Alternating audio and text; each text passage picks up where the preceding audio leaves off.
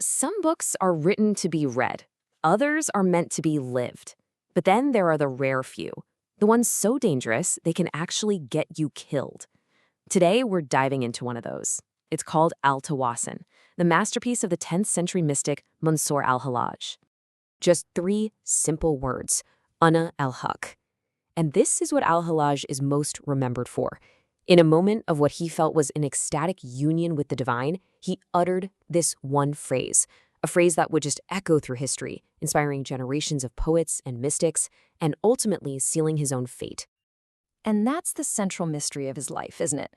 How could a declaration of profound spiritual love be seen as the ultimate crime? Well, to figure that out, we've got to look inside the strange, beautiful, and totally radical text he left behind. So who was this man, really? And what did he actually mean? The answer isn't just in what he said, but in the serious theological weight of the specific words he chose to use. Okay, so this is the crucial part. Al-Haq, or the truth, isn't just some philosophical concept. In Islam, it is one of the 99 sacred names for God. So for the religious authorities back in 10th century Baghdad, Al-Hallaj wasn't just saying he knew the truth. No, they heard him saying he was God. And in their eyes, this wasn't mysticism. It was unforgivable blasphemy. But see, for Al-Hallaj, it wasn't a claim of ego. It was the total opposite. It was a statement of annihilation, where the line between himself and the divine had just completely dissolved in love. And if you thought that was radical, well, Al-Hallaj goes even further in Al-Tawasin.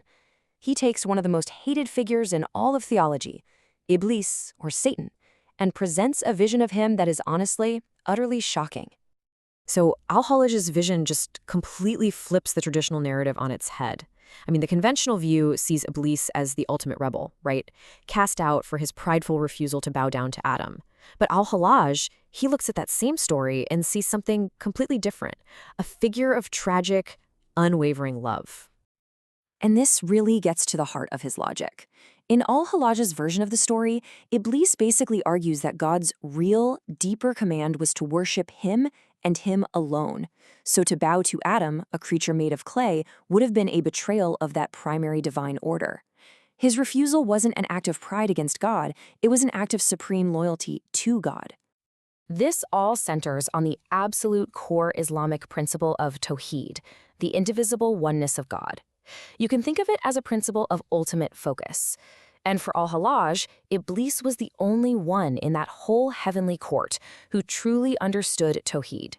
He chose eternal damnation over compromising his devotion to the One. So suddenly, he's not a villain, is he? He becomes this tragic lover, punished for the purity of his own faith. You can see how this idea would have been seen as incredibly dangerous. But Al-Hallaj's vision wasn't just about reinterpreting old stories. Not at all. It actually extended to the very fabric of the cosmos, proposing a universe born from a single, divine source of light. He starts Al-Tawasin with this image of a Siraj, a celestial lamp.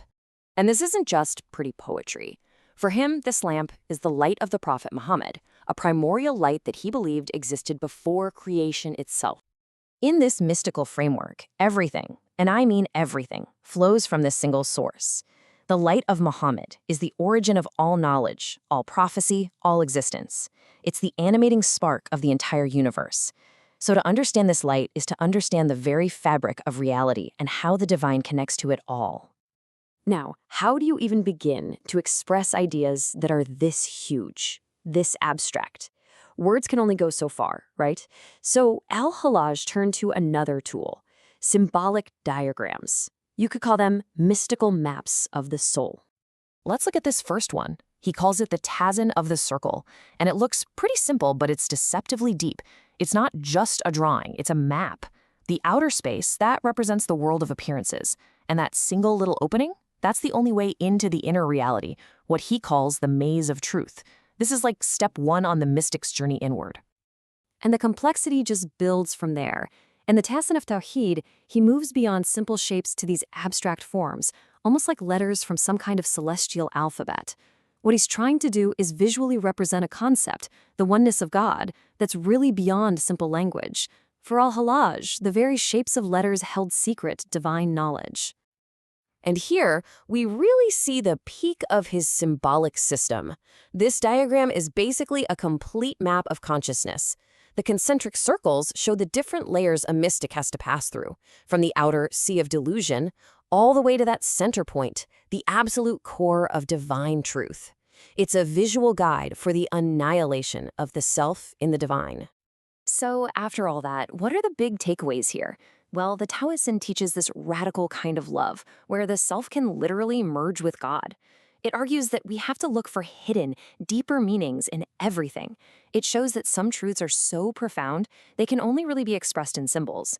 And it presents this incredible vision of the universe where everything, all knowledge, all being, originates from a single unifying divine light. Which brings us right back to our central question. Al-Hallaj was executed as a heretic, but for centuries he has been revered by so many as one of the greatest saints of love. His life and this amazing work forces us to ask, where is that line drawn? And maybe more importantly, who gets to draw it? That is the dangerous and absolutely timeless vision of the Ṭawāsīn.